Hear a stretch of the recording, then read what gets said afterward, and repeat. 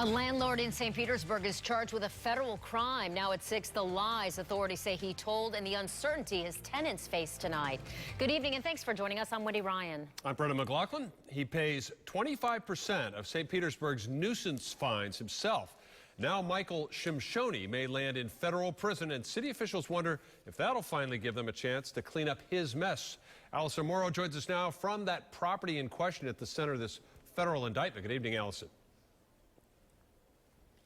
Good evening. Well, those federal agents do tell us that our story we aired last February about this building led them to nuisance officials here in St. Petersburg. It was known for a long time for crime, but now this federal indictment says it was also toxic to the people who lived here.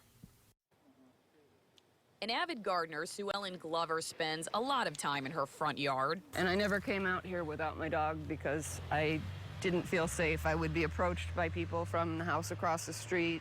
Known by neighbors simply as the crack house, tenants regularly arrested for a variety of crimes like drugs, battery, even child abuse. But now it's their landlord facing the jail time. I've done more and above than average. That's what Michael Shimshoni told us about 6 months ago, known by city officials as one of St. Pete's most notorious landlords, in charge of 100 properties, paying 1/4 of the city's entire nuisance fines, drug dealers at the Mosley Motel, robbers and murderers at the Kenwood Village Inn. Now Shimshoni is accused of a federal crime. It's ruined our neighborhood. Across the street from Glover. And I said, are you going to court? Are you going to go to jail? Like, am I going to have a place to go? Stephanie Lowney showed us her apartment, nowhere else to live but here. Ceiling caving in, rotted wood walls, and federal agents say her landlord also lied about hazardous lead paint, backdating rental agreements to make it look like his tenants knew about their toxic homes.